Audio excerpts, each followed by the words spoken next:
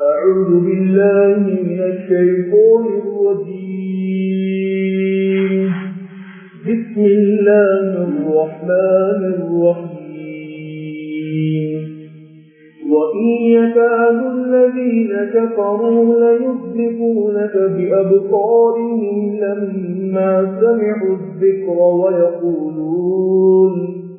ويقولون إنه لمجنون وما هو إلا ذكر للعالمين.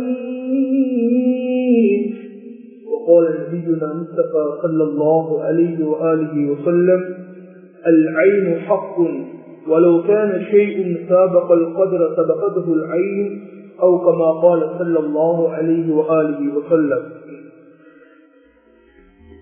எல்லா புகழும் எல்லா பெருமையும் எல்லா கம்பீரமும் அல்லாஹ்வுக்கு மாத்திரமே சொந்தமானது. அல்ஹம்துலில்லாஹ் அல்ஹம்துலில்லாஹ்.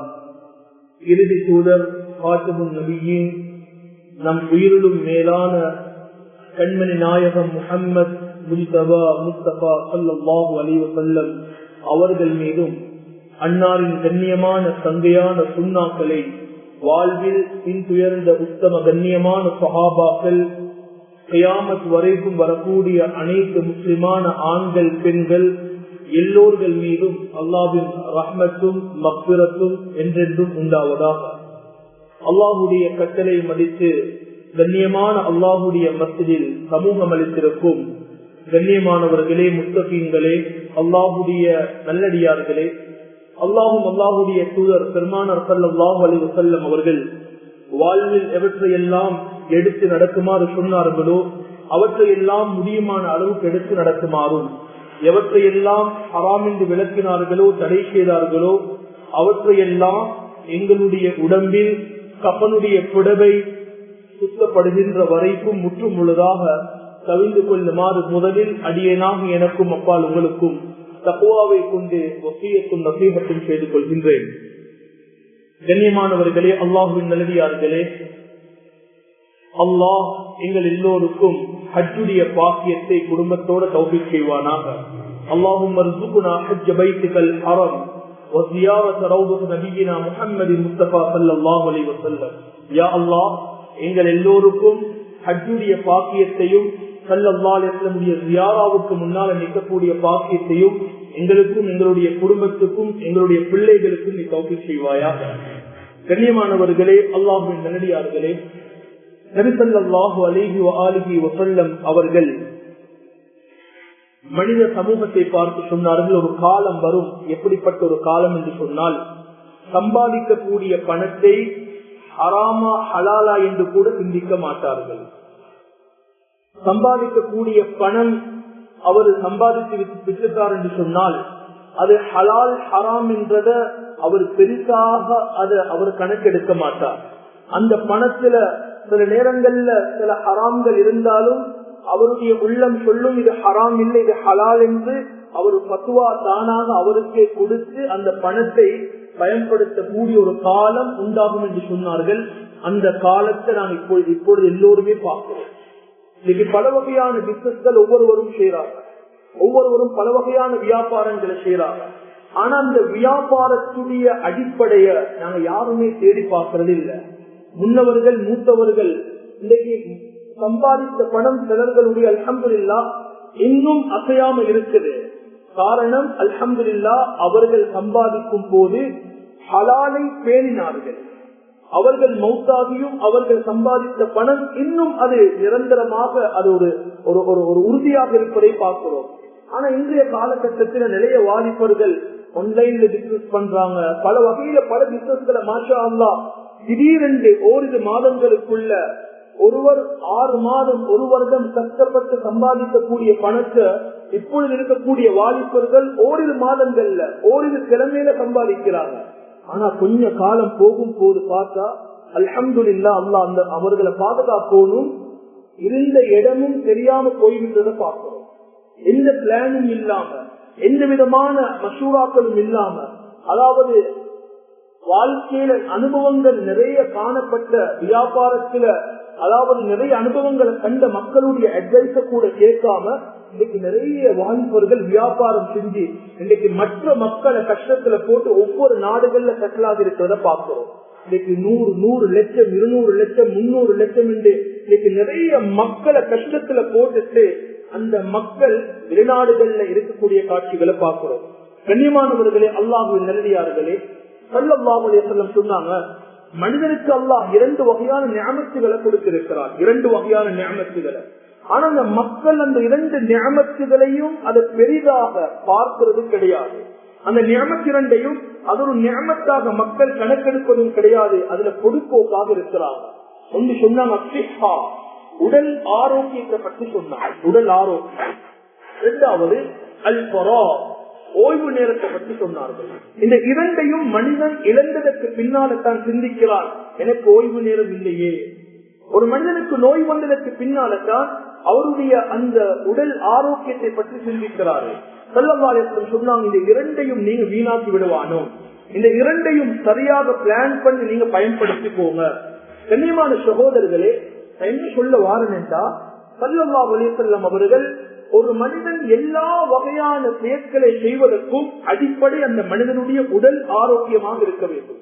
ஒருவர் வியாபாரம் செய்வதாக இருந்தாலும், ஒருவர் இபாதத் செய்வதாக இருந்தாலும், ஒருவர் ஏதாவது ஒரு தொழிலை செய்வதாக இருந்தாலும் அவருடைய உடல் ஆரோக்கியமாக இருக்க வேண்டும். உடல் ஆரோக்கியமாக இல்லாவிட்டால் அவர் நினைச்சதை எதையுமே அவருக்கு சாதிக்க முடியாது, செய்ய முடியாது. ஸல்லல்லாஹு அலைஹி வஸல்லம் அவர்கள் ஒரு மனிதன் இஸ்லாத்தை ஏற்க வந்தால் முதலாவது கலிமாவை சொல்லிக் கொடுப்பார்கள், 2வது தொழுகையை சொல்லிக் கொடுப்பார்கள், 3வது ஒரு துஆவை கற்றுக் கொடுப்பார்கள். அல்லாஹ்வுடைய தூதர் கலிமாவை சொல்லிக் கொடுத்துட்டு தொழுகையை கற்றுக் கொடுத்துட்டு 3வது ஒரு துஆவை படித்து கொடுப்பாங்க. அல்லாஹும்ம ஃபிர்லி, யா அல்லாஹ் என்ன மன்னிச்சிரியா அல்லாஹ், வர்ஹம்னி எனக்கு ரஹ்மத் செஞ்சிரியா அல்லாஹ், வஹ்தினி எனக்கு நேரான வழியை காட்டிரியா அல்லாஹ், வஆஃபினி உடல்ல ஆரோக்கியத்தை தாயா அல்லாஹ். அல்லாஹ்வுடைய தூதர் கற்றுக் கொடுக்கக்கூடிய துஆ உடலுடைய ஆரோக்கியத்தை அதாவது முக்கியப்படுத்துவார்கள். நாங்கள் ஒவ்வொரு நாளும் சுபகுடைய தொழுகையில குனூத் ஓதுறோம். குனூத்ல கேட்கக்கூடிய துஆல மிக முக்கியமான வார்த்தை அல்லாஹும்ம ஹ்தினா ஃபீமன் ஹதை, யா அல்லாஹ் நீ யாருக்கெல்லாம் ஹிதாயத்தை கொடுத்தாயோ அந்த ஹிதாயத் எங்களுக்கும் தா, வஆஃபினா ஃபீமன் ஆஃபி, யாருக்கெல்லாம் நீ உடல் ஆரோக்கியத்தை உடல் சிஹாவை நீ கொடுத்தாயோ அந்த சிஹாவை எங்களுக்கும் தா. அல்லாஹ்வுடைய தூதர் ஒவ்வொரு நாளும் சுபஹுக்கு பின்னால கட்டாயமாக கேட்ட துஆ தான் அல்லாஹும்ம இன்னா நஸ்அலுகல் அஃவ வல் ஆஃபியா, யா அல்லாஹ் பக்குவத்தையும் உடல் ஆரோக்கியத்தை தந்திரியா அல்லாஹ், பக்குவத்தையும் உடல் ஆரோக்கியத்தையும் தந்திரியா அல்லாஹ். அதே போல ஸல்லல்லாஹு அலைஹி வஸல்லம் ஒவ்வொரு உறுப்புக்கும் துஆ கேட்பார்கள். அல்லாஹும்ம ஆஃபினா ஃபீ பதனி, யா அல்லாஹ் உடல்ல ஆரோக்கியத்தை தாயா அல்லாஹ், வஆஃபினா ஃபீ சம்இ, யா அல்லாஹ் காதுல ஆரோக்கியத்தை தாயா அல்லாஹ், வஆஃபினா ஃபீ கல்பி, யா அல்லாஹ் உள்ளத்துல ஆரோக்கியத்தை தாயா அல்லாஹ். அல்லாஹ்வுடைய தூதர் ஒவ்வொரு நாளும் ஒவ்வொரு உறுப்புடைய ஆரோக்கியத்தை கேட்பார்கள்.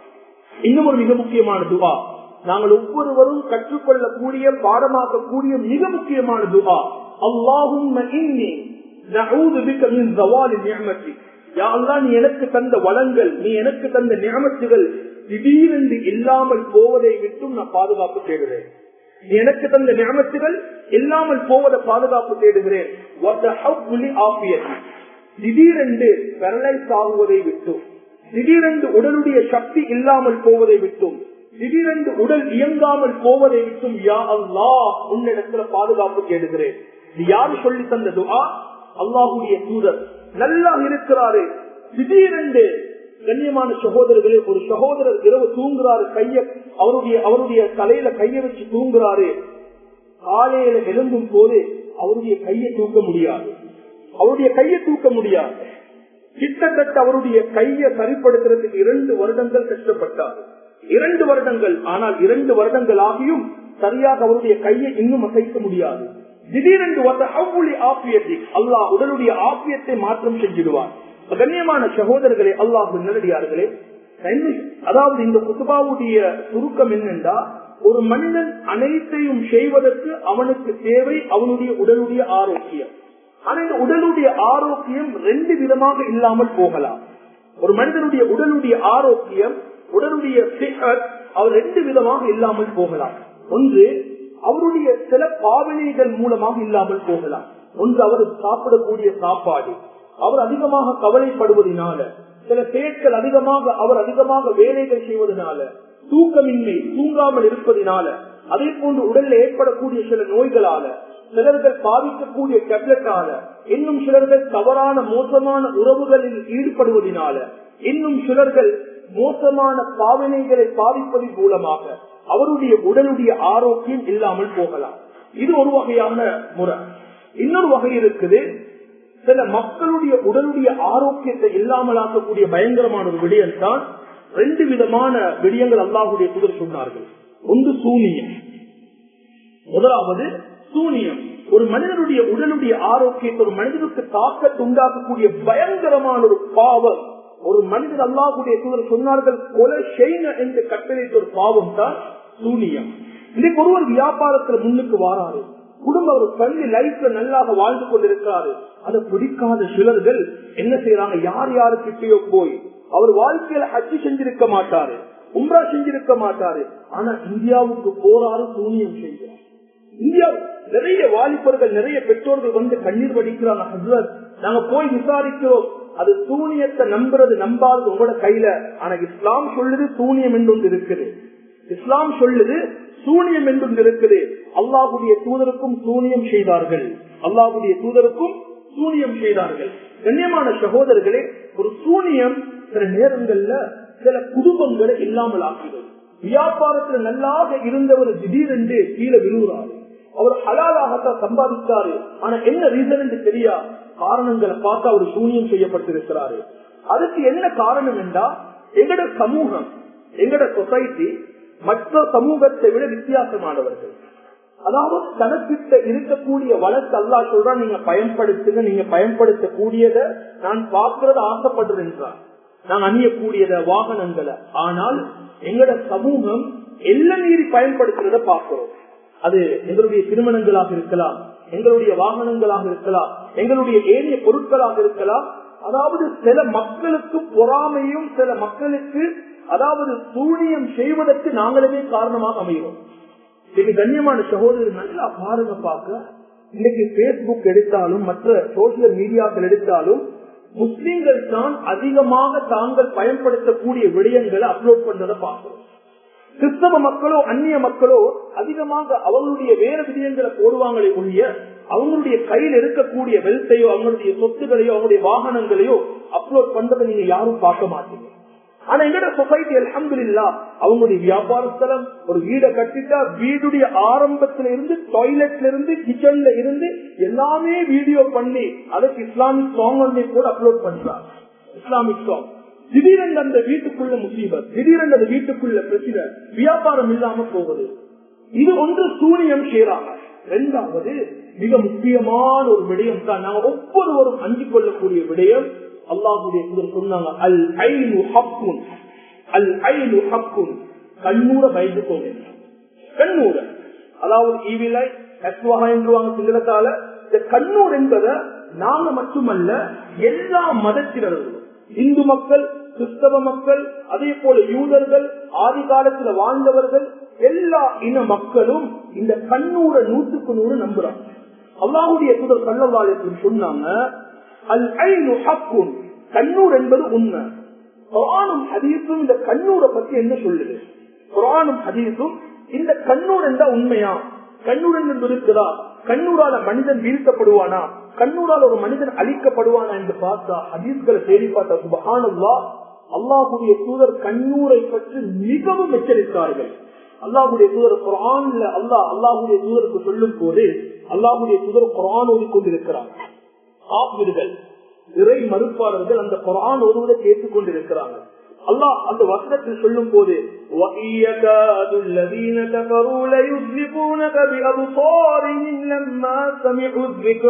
அவர்கள் குர்ஆன் ஓதுவதை கேட்டுக் கொண்டிருக்கும் போது நபியே, அவர்களுடைய கண்களால உங்களை விழுத்தட்ட பார்க்கிறாங்க, அவர்களுடைய கண்களால உங்களை விழுத்தட்ட பார்க்கிறாங்க.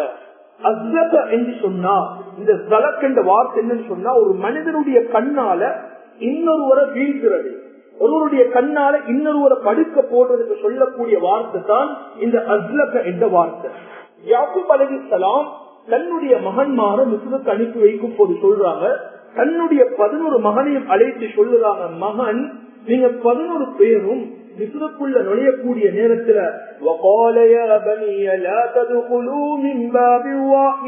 ஒரே என்ட்ரன்ஸால போகவானம், ஒரே என்ட்ரன்ஸால 11 பேரும் போகவானம். கண்ணியமான சகோதரர்கள், எங்களுக்கு இன்னைக்கு 10 பிள்ளைகள் 5 பிள்ளைகள் சொன்னா எல்லாரையும் அழகாக நாங்க ஆடைகள் அணிவித்து இன்னைக்கு நாங்க எங்களோட மொபைல்ல எங்களோட போட்டோஸ்கள் அப்லோட் பண்றோம். நான் என்ன சொல்றேன், சில பிள்ளைகளுக்கு பாதிப்பு எதனால் என்று நாங்க யாருமே யோசிக்கிறது கிடையாது, யாருமே யோசிக்கிறது கிடையாது. யாக்கூப் அலைஹிஸ்ஸலாம் சொல்லுறாங்க, நீங்க 11 பேரும் ஒரே என்ட்ரன்ஸால போகவானோம். அதாவது இப்னு அப்பாஸ் ரலியல்லாஹு அன்ஹு தஃசீருடைய கலையில் இவர்கள் ஒரு கருத்தை சொன்னால் அதற்கு பின்னால் வேறொரு கருத்து கிடையாது.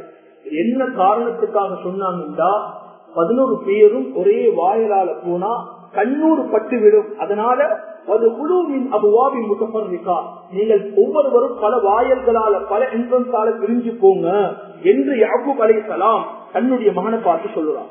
குர்ஆனுடைய கடைசி சூராவுக்கு முன்னால் உள்ள சூரா ஃபலக். இந்த ஃபலக்ல அல்லாஹ் என்ன சொல்லி கொடுக்கிறார், நபியே குல் நீங்க சொல்லுங்க, அஊது பிரப்பில் ஃபலக், அதிகாலையுடைய ரப்பை கொண்டு நாங்கள் பாதுகாப்பு தேடுகிறோம் என்று சொல்லுங்க. மின் ஷர்ரி மா கலக், படைக்கப்பட்ட எல்லா வஸ்துக்களுடைய ஷர்ரை விட்டும் கெடுதியை விட்டும் பாதுகாப்பு தேடுகிறோம். வமின் ஷர்ரின் நஃபாதாத்தி ஃபில் உகத், அதாவது ஊதி முடிச்சுக்களை கட்டக்கூடிய பெண்களுடைய தீங்குகளை விட்டும் நாங்கள் பாதுகாப்பு தேடுகிறோம். கடைசியாக அல்லாஹ் சொல்லித் தரக்கூடிய வார்த்தை வமின் ஷர்ரி ஹாசிதின் இதா ஹஸத், பொறாமைக்காரன் இன்னொருவருடைய வளர்ச்சியை பார்த்து இன்னொருவருடைய முன்னேற்றத்தை பார்த்து அவருடைய உள்ளத்தால் வரக்கூடிய அந்த தாக்கம் இருக்கிறேன், பொறாமையினால் வரக்கூடிய தாக்கம் இருக்கிறேன், அந்த தாக்கத்தை விட்டும் பாதுகாப்பு தேடுகிறோம். இப்னு அப்பாஸ் ரலியல்லாஹு சொல்லுவாங்க, அந்த தாக்கம் தான் கண்ணூர் என்று சொல்றாங்க. அந்த தாக்கம் தான் கண்ணூர் என்பதாக ஹஜ்ரத் இப்னு அப்பாஸ் ரலியல்லாஹு அன்ஹு அவர்கள் சொல்றாங்க. ஸல்லல்லாஹு அலைஹி வஸல்லம் சஹாபாக்களை பார்த்து சொன்னார்கள், நிச்சயமாக அல்லாஹ் கதிரை வைத்திருக்கிறான், கதிர் படித்தான் எல்லாமே நடக்கும், ஆனால் சில நேரங்களில் கதிரை கூட முந்திவிடும். எதென்று தெரியுமா? அல் ஐனு ஹக்குன், கண்ணூர் என்பது உண்மை, வலவுக்கான ஷைஉன் சாபகல் கதிர, கதிரை கூட கண்ணூர் முந்திவிடும் என்றார். கதிரில் எழுதப்பட்டிருக்கும் இவருக்கு இது இப்பொழுது தான் நடக்கும் என்றே சில நேரங்கள்ல சில மக்களுடைய கண்ணூரினால அது நடப்பதற்கு முன்னாலே அவருக்கு நடந்துவிடும். கண்ணூர் முந்திவிடும் என்பதாக ஸல்லல்லாஹு அலைஹி வஸல்லம் அவர்கள் சொன்னார்கள். ஒருமுறை ஸல்லல்லாஹு அலைஹி வஸல்லம் ஆயிஷா அம்மாவை அழைத்து சொன்னார்கள், ஆயிஷா உங்களுக்கு நான் கட்டளை எடுக்கிறேன், ஒவ்வொரு நாளும் கண்ணூரை விட்டும் அல்லாஹ்விடத்தில் பாதுகாப்பு கேளுங்க. இன்னொரு முறை அல்லாஹ்வுடைய தூதர் சொன்னாங்க, கண்ணூர் எந்த அளவுக்கு ஒரு மனிதனுக்கு பாதிப்பை உண்டாக்கும் என்று சொன்னால் உங்களை கபர்ல கொண்டு போய் சேர்க்கும் என்றார். கண்ணூர் உங்களை கொண்டு போய் கபர்ல சேர்க்கும் என்றார். கண்ணூருடைய தாக்கம் உங்களை மௌத்தாக்கிடும் என்பதாக ஸல்லல்லாஹு அலைஹி வஸல்லம் சொன்னாங்க. ஒருவர் அல்லாஹ்வுடைய தூதர் ஸல்லல்லாஹு அலைஹி வஸல்லம் உம்மு சலமா ரலியல்லாஹு அன்ஹா அவங்களுடைய வீட்டுக்கு வராங்க. வீட்டுக்கு வந்து பார்த்தா வீட்டுக்குள்ள இருக்கக்கூடிய ஒரு பிள்ளையுடைய, அதாவது தன்னுடைய முகத்துல அகத்துல, அதாவது சொக்க பகுதியில ஒரு காயம் வந்திருக்கு, ஒரு கொக்களம் மாறி வந்திருக்கிறது. உம்மு சலமாவை பார்த்து அல்லாஹ்வுடைய தூதர் சொன்னாங்க, கண்ணூருடைய தாக்கம் தான் இந்த பிள்ளையுடைய முகத்துல ஒரு ஒரு காயம் வந்திருக்குது, இதற்காக வேண்டி அல்லாஹ்விடத்துல ஓடி பாருங்க. உம்மு சலமா ரலியல்லாஹு அன்ஹா அவர்கள் அதற்கு பின்னால் அல்லாஹ்வுடைய தூதருடைய கையில் பிள்ளையை கொடுத்தார்கள். அல்லாஹ்வுடைய தூதர் அந்த பிள்ளைக்காக கண்ணூருக்காக ஓடினார்கள். கண்ணியமான சகோதரர்களை, அதே போல மிக அஹ்மதுல வரக்கூடிய இந்த ஹதீஸ கவனமாக கேளுங்க. நாங்க சில நேரங்கள்ல நாங்க நினைச்சு பார்க்க மாட்டோம், எங்களுடைய நிலைமைகள் இந்த கண்ணூரால மாறிடும். எந்த அளவுக்கு மாற்றம் உண்டாகிடும் என்றால், ஸல்லல்லாஹு அலைஹி வஸல்லம் அஹ்மதுல வரக்கூடிய ஹதீஸ் அபூ உமாமா ரலியல்லாஹு அன்ஹு அறிவிக்கிறாங்க, ரெண்டு சஹாபாக்கள் குளிப்பதற்காக போறாங்க. அதுல ஒருவர் தான் ஸஹல் இப்னு அஹ்னஃப் ரலியல்லாஹு அன்ஹு, இரண்டாவது ஆமிர் இப்னு ரபீஆ ரலியல்லாஹு அன்ஹு. குளிக்க போகும்போது ஸஹல் இப்னு அஹ்னஃப் ரலியல்லாஹு அன்ஹு தன்னுடைய ஆடையை கலட்டுறாங்க. அவங்க அழகான ஒரு சஹாபி, நல்ல அழகான, அதாவது பார்ப்பதற்கு மிகவும், அதாவது அழகான வெள்ளை நிறமான ஒரு சஹாபி. ஆமிர் இப்னு ரபீஆ ரலியல்லாஹு அன்ஹு சொன்னாங்க, நீங்க நல்ல ஹேண்ட்ஸமாக இருக்கிறீங்க, பார்ப்பதற்கு அழகாக இருக்கிறீங்க என்று சொன்னாரு. அவர் மயங்கி கீழே விழுந்துட்டாரு. பேச்சு மூச்சு இல்லாம அதே இடத்துல அவரு கீழே விழுந்து இருக்கிறாங்க. உடனே ஸல்லல்லாஹு அலைஹி வஸல்லம் போய் சஹாபாக்கள் சொன்னாங்க, இப்படி நடந்துச்சு, இவரால எழுந்து கூட நிற்க முடியாது, என்ன செய்யறது? அல்லாஹ்வுடைய தூதர் அந்த இடத்துக்கு வந்து கேட்டாங்க ஆமீரை பார்த்து, ஆமீர், உங்களோட சகோதரனை நீங்க கொலை செய்ய பாத்தீங்களா? உங்களோட சகோதரன் நீங்க கொலை செய்ய பாத்தீங்களா? உங்களோட கண்ணூரினால் இவர் இப்பொழுது பாதிக்கப்பட்டுட்டாரு, உங்களோட கண்ணூரினால் இவர் படுத்த படுக்கையில் ஆகிட்டாரு. இப்ப அல்லாஹ்வுடைய ஸல்லல்லாஹு அலைஹி சொன்னாங்க, அழகான ஒன்றை கண்டுட்டா நீங்க பரக்கத்துக்காக துஆ செய்யுங்க. கண்ணியமான சகோதரர்களை, இன்னைக்கு நாங்க எதை கண்டாலும் சொல்லக்கூடிய வார்த்தை மாஷா அல்லாஹ், மாஷா அல்லாஹ், மாஷா அல்லாஹ். மாஷா அல்லாஹ்வுடைய கருத்து நிறைய பேருக்கு தெரியும். எதை கண்டாலும் மாஷா அல்லாஹ். ஏன் எங்களோட வாப்ப சொன்னாரு மாஷா அல்லாஹ், எங்களோட அப்பாவும் சொன்னாரு மாஷா அல்லாஹ், எங்களோட அப்பட அப்பாவும் சொன்னாரு மாஷா அல்லாஹ், அதனால நானும் சொல்றேன் மாஷா அல்லாஹ். மாஷா அல்லாஹ் எங்க பாவிக்கணும், அது எந்த சந்தர்ப்பத்துல பாவிக்கும். கண்ணியமான சகோதரர், ரெண்டு வார்த்தை இருக்கு. ஒன்று பாரக் அல்லாஹ், இன்னொன்று இருக்குது மாஷா அல்லாஹ். ஒரு நிஅமத் எங்களிடத்துல இருந்தால், ஒரு நிஅமத் எங்களிடத்துல இருந்தால், நான் அழகாக இருக்கிறேன், கண்ணாடிக்கு முன்னால பாக்குறேன், நான் சொல்லக்கூடிய வார்த்தை மாஷா அல்லாஹ். சில நேரங்கள் என்னுடைய கண்ணூர் எனக்கே படலாம், என்னுடைய கண்ணூர் எனக்கே படலாம். எனது வாகனத்தை பாக்குறேன், மோடிஃபை பண்ணிருக்கிறாரு, இவர் சொல்லோடு மாஷா அல்லாஹ். இவருடைய வீடை கட்டிட்டு பாக்குறாரு, அவர் சொல்லக்கூடிய வார்த்தை மாஷா அல்லாஹ். தன்னுடைய மனைவி பிள்ளைகளை பாக்குறாரு, அவர் சொல்ல வேண்டிய வார்த்தை மாஷா அல்லாஹ். எனக்கு ஒரு நிஅமத் கிடைக்க பெற்றிருந்தால் அதற்கு நான் சொல்லக்கூடிய வார்த்தை மாஷா அல்லாஹ். மற்றவர்களுடைய நிஅமத்துகளை காணும் போது நாங்க சொல்லக்கூடிய வார்த்தை மாஷா அல்லாஹ் இல்ல, சொன்னா பிரச்சனை. ஆனா ஹதீஸ்ல வருவது பாரக் அல்லாஹ் சொல்லுங்க, பாரக் அல்லாஹ் சொல்லுங்க. நீங்க மாஷா அல்லாஹ் இல்ல. ஒரு குழந்தை கிடைச்சிட்டு அல்லாஹ்வுடைய தூதர் மாஷா அல்லாஹ்னு எந்த குழந்தைய பார்த்தும் சொல்லல. அல்லாஹ்வுடைய தூதர் குழந்தைகள் எடுத்து சொன்ன வார்த்தை பாரக் அல்லாஹ். 2 பேர் கல்யாணம் முடிக்கிறாங்க, அவங்கள பார்த்து நாங்க யாரும் மாஷா அல்லாஹ் சொல்றது இல்ல. பாரக் அல்லாஹு லக வ பாரக அலைக வ ஜமா பைனகுமா ஃபீ கைர். அந்த இடத்துல அல்லாஹ்வுடைய தூதர் சொல்லி தந்தாங்க, இதா ரஆ அஹதுக்கும் மின் அஹீஹி, உங்களுடைய சகோதரரிடத்துல ஒரு விஷயத்தை நீங்க பார்த்தா, சகோதரத்துல ஒரு விடயத்தை நீங்க கண்டா, அவருடைய பொருளாதாரத்தை கண்டால், அல்லது அவருடைய ஏதாவது ஒன்று நீங்க கண்டால், பல் யுபர்ரிக் அலைஹி, அவருக்கு பரக்கத்துக்காக துஆ செய்யுங்க, பாரக் அல்லாஹ் என்று நீங்க துஆ செய்யுங்க. இல்லைன்னு சொன்னா கண்ணூர் உண்மை என்பதாக அல்லாஹ்வுடைய தூதர் சொன்னாங்க. அதான் கண்ணியமான சகோதரர்களே, நிஅமத்துகள் எங்களுக்கு இருக்கும் போது நாங்க சொல்லக்கூடிய வார்த்தை மாஷா அல்லாஹ். மற்றவர்களுடைய நிஅமத்துகளை காணும் போது அல்லாஹ்வுடைய தூதர் நமக்கு கற்று தந்தது தபாரக் அல்லாஹ் அல்லது பாரக் அல்லாஹ் என்ற வார்த்தையை சொல்லுங்க என்று சொன்னார்கள். கண்ணியமான சகோதரர்களே, இந்த கண்ணூர் என்பது அடுத்த, அதாவது ஒரு 10 வருடத்துக்கு முன்னால ஒரு சகோதரர் வஃபாத்தாகிட்டாங்க. அல்லாஹ் அவரை கபரை வெளிச்சமாக்கி வைக்கணும். அவர் சொன்ன சம்பவம் இன்னும் அது மறக்க முடியாம இருக்குது. அவர் வஃபாத்தாகிட்டார். அவர் சொன்னாரு, நான் அழகான முறையில் ஆடைகள் அணிந்து, சிலர்கள் கண்ணூரை நம்ப மாட்டாங்க, அதனுடைய பாதிப்பு ஏற்பட்டதற்கு பின்னால்தான் சிலர்களுக்கு அதனுடைய நம்பிக்கை வரும். அவர் சொன்னாரு, நான் அழகான முறையில வெள்ளாடைகள் அணிந்து அல்லாஹ்வுடைய தூதருடைய தியாரத்துக்கு முன்னால் நின்று கொண்டிருக்கிறேன். எங்கிற நாட்டை சேர்ந்த யாரோ ஒருவர் பக்கத்துல வந்தார், எனக்கு நிச்சயமாக ஒரு யாருன்னு தெரியாது, மாப்பிள்ள மாறி இருக்கிறீங்க என்று சொன்னாரு. நான் அதே இடத்துல மயங்கி விழுந்தேன். 15 வருஷமா கஷ்டப்பட்டேன் என்று சொன்னார்.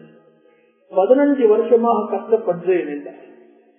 அவரு அதாவது அந்த கண்டு 15 வருஷத்துக்கு பின்னால் என்ன சந்திச்சு சொல்றாரு, நான் 15 வருஷமாக அவர் அந்த மாப்பிள்ள மாதிரி இருக்கிறீங்க என்று சொன்ன வார்த்தை என்னை இன்னும் விடல, திடீரென்று எனக்கு மயக்கம் வருவது. கண்ணியமான சகோதரர்களோட வாயிலிருந்து வரக்கூடிய வார்த்தை, யாரை எதை கண்டாலும் நீங்க பாரக் அல்லாஹ் என்று சொல்லுங்க, பாரக் அல்லாஹ் இந்த வார்த்தையை பயன்படுத்துங்க. அந்த பொருள் நிச்சயமாக அல்லாஹ் உங்களுக்கும் அதற்குரிய ஏற்பாடுகள் அல்லாஹ் தராமல் உங்களை விட்டு விடுவது கிடையாது.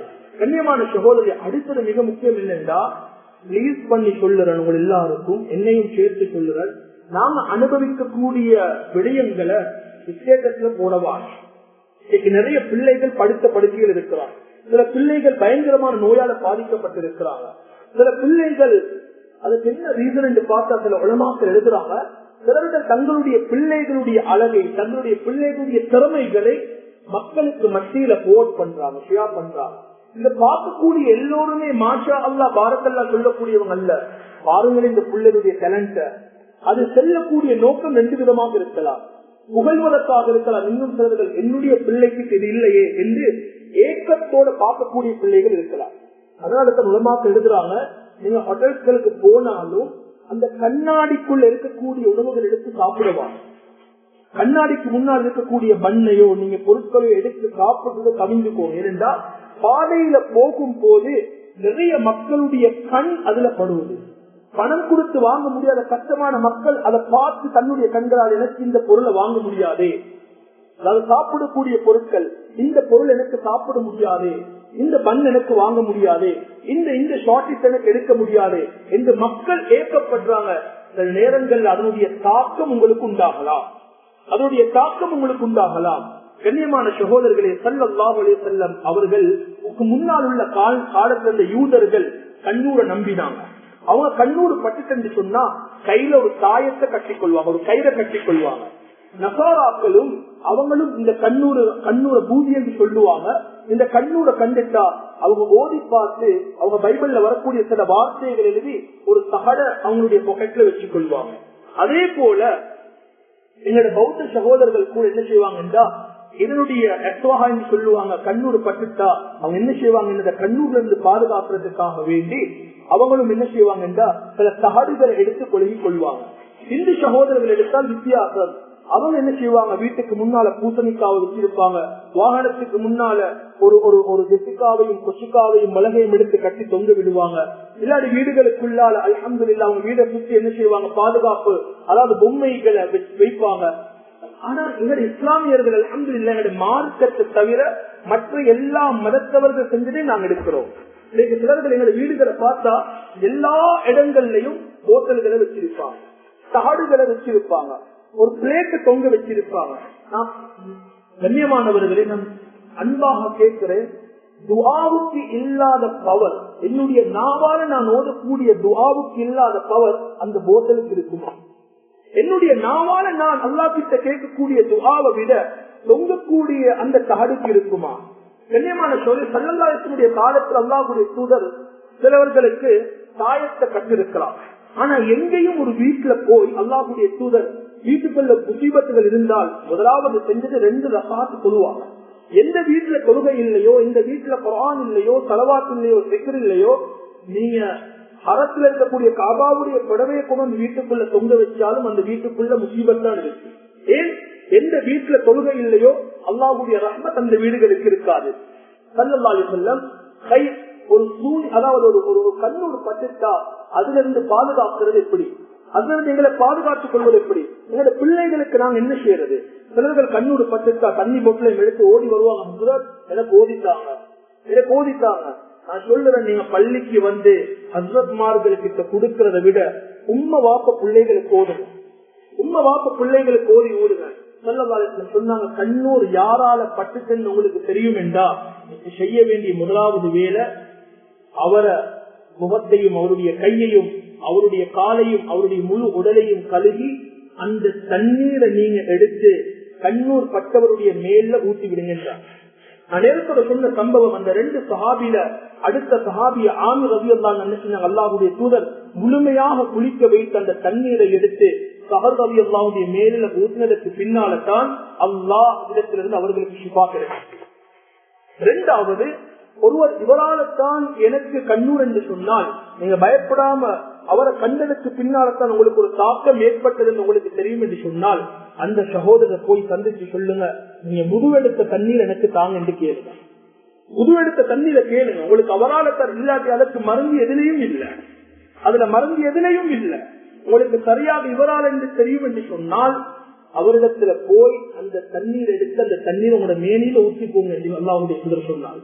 3வது, நெஞ்சில கைய வச்சு அதாவது லேசாக தட்டிக்கு அல்லாஹ்வுடைய தூதர் சொன்னாங்க, அல்லாஹும்ம அஸ்ஹிபு அன்ஹு ஹர்ரஹா வபர்தஹா வவஸபஹா என்ற துஆவை ஓதிக்கோங்க என்று சொன்னாங்க. அதே போல இன்னும் 2-3 துஆக்கள் அல்லாஹ்வுடைய தூதர் சொல்லி தந்தாங்க. ஒவ்வொரு நாளும் நீங்க அந்த துஆவை விட்டுடவாங்க, உங்களோட பிள்ளைகளுக்கு அந்த துஆவை ஓடுங்க. ஒரு நாள் அல்லாஹ்வுடைய தூதர் அதாவது கவலையோட அதாவது உடம்பு வருத்தத்தோடு உட்கார்ந்து இருக்கிறாங்க. ஜிப்ரீல் அலைஹிஸ்ஸலாம் அல்லாஹ்வுடைய தூதர் சொல்றா கேட்கிறாங்க, உங்களுக்கு என்ன நிகழ்ந்துச்சு? சொன்னாங்க, உடம்புல ஒரு தாக்கம் வருத்தமாக இருக்கு. உடனே ஜிப்ரீல் அலைஹிஸ்ஸலாம் ஒரு துஆவை ஓதி அல்லாஹ்வுடைய தூதருடைய மேனில ஊதினாங்க. பிஸ்மில்லாஹி அர்கீக துஆவை பாடமாக்கிக்கோங்க. பாடம் இல்லைண்டா எழுதி வீடுகள்ல உங்களோட பெட்ரூம்லயோ பிள்ளைகளுக்கு இந்த துஆவை பாடமாக்க வைங்க.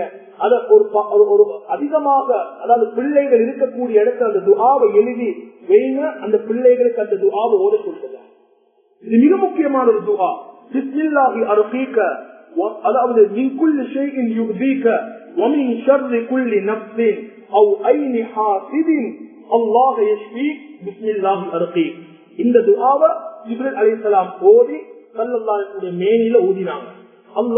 அல்லாஹ்வுடைய தூதர் சொல்றாங்க, அதற்கு பின்னால அல்லாஹ் அதுல பெரிய மாற்றங்கள் உண்டாக்கினார்.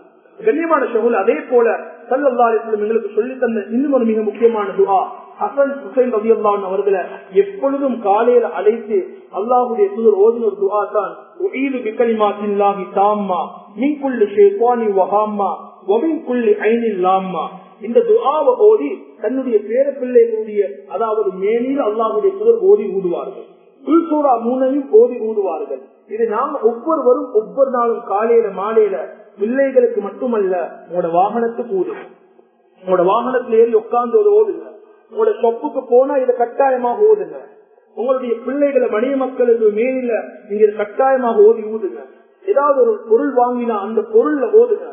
ஏன் சொல்லணும்டா, இந்த கண்ணூர் எதுல படுமோ அதுல தாக்கம் உண்டாகும். ஒரு மனிதனை கொண்டு போய் கபர்ல சேர்க்கும் என்று அல்லாஹ்வுடைய தூதர் சொன்னாங்க. ஆகையால கண்ணியமான சகோதரர்களே, முடியுமான அளவுக்கு அல்லாஹ் தந்த நியமத்துகளுக்கு நன்றி செலுத்துவோம். அல்லாஹ்வுக்கு முன்னால் அந்த நியமத்துகளை அதாவது அனுபவித்து காட்டுவோம். ஆனால் அந்த நியமத்துகளை அனுபவித்து காட்டும் போது மற்றவர்களுடைய உள்ளத்துல பொறாமைகளும் கண்ணூரும் ஏற்படுத்தக்கூடிய அளவுக்கு பகட்டாக பெருமையாக மற்றவர்களுக்கு முன்னால ஒரு குரோதத்தை வைரத்தை உண்டாக்கக்கூடிய அளவுக்கு அல்லாஹ் எங்களுக்கு தந்த நியமத்துகளை பயன்படுத்தாம நல்ல முறையில நாங்க துஆக்களோடு அல்லாஹ் தந்த நியமத்துகளை பயன்படுத்துவோம். வல்ல நாயன் அல்லாஹ் எங்கள் எல்லோரையும் இந்த பயங்கரமான கண்ணூரை விட்டு பாதுகாப்பானாக. இந்த கண்ணூரை விட்டு எங்களுடைய பிள்ளைகள், எங்களுடைய குடும்பங்கள், எங்களுடைய வியாபாரங்கள், எங்களுடைய பொருளாதாரம், எங்களுடைய உடல் ஆரோக்கியம், அதே போன்று யா அல்லாஹ் நீ என்னென்ன நியமத்துகள் எல்லாம் எங்களுக்கு தந்தாயோ அனைத்து நியமத்துகளையும் கண்ணூரையும் சூனியத்தை விட்டும் பாதுகாப்பாயாக. யா அல்லாஹ் எங்களுடைய பெற்றோர்களுடைய பாவங்களை மன்னித்து அருள் புரிவாயாக. எங்களுடைய குடும்பங்களையும் புரிந்து கொள்வாயாக. யா அல்லாஹ் யாரிடத்திலும் கையேந்து வச்சிடாதே யா அல்லாஹ். யாருக்கு முன்னாலும் எங்களை கேவலப்படுத்திடாதே யா அல்லாஹ். யாருடைய குறைகளும் எங்களை கண்களுக்கு காட்டிடாதே யா அல்லாஹ். எங்களுடைய குறைகளை மற்றவர்களுடைய கண்களுக்கு காட்டிடாதே யா அல்லாஹ். யா அல்லாஹ் பணிவையும் தவாபும் எங்களுக்கு தந்திரியா அல்லாஹ். யா அல்லாஹ் எங்கள் எல்லோருக்கும் குடும்பத்தோடு ஹஜ்ஜுடைய பாக்கியத்தை தந்திரியா அல்லாஹ். நல்ல மூத்துகளை, சிறந்த மூத்துகளை தந்திரியா அல்லாஹ். என்னுடைய மூத்துகளை கண்ணியமான மூத்துகளாக ஆக்கிரியா அல்லாஹ். களிமாலையும் ருக்கூலையும் சுஜூதிலையும் குர்ஆனோடையும் நல்ல விடயங்கள் செய்ய நிலையில மௌத்தாக்கிரியா அல்லாஹ். நல்ல கெட்ட இழிவான மோசமான படுத்த படுக்கையில இழுப்பட்ட நிலையிலையா அல்லாஹ். மற்றவர்கள் மௌத்த பார்த்து கேவலமாக நினைக்கக்கூடிய நிலையில எங்களை யாரையும் ரூஹையும் எடுக்கிறாரையா அல்லாஹ். யா அல்லாஹ் குறிப்பாக இந்த கண்ணியமான சந்தியான மாதத்தில் இருக்கிறோம் யா அல்லாஹ். எங்கள் எல்லோரையும் நல்ல விடயங்களுக்கு காவியாக பயன்படுத்தியா அல்லாஹ். கெட்ட விடயங்கள், மோசமான விடயங்கள், அநியாயமான விடயங்கள் யா அல்லாஹ் அனைத்து விடயங்களுக்கும் ஷர்ராக இருப்பதை விட்டும் எங்கள் எல்லோரையும் உலகத்துல பாதுகாத்துறியா அல்லாஹ்.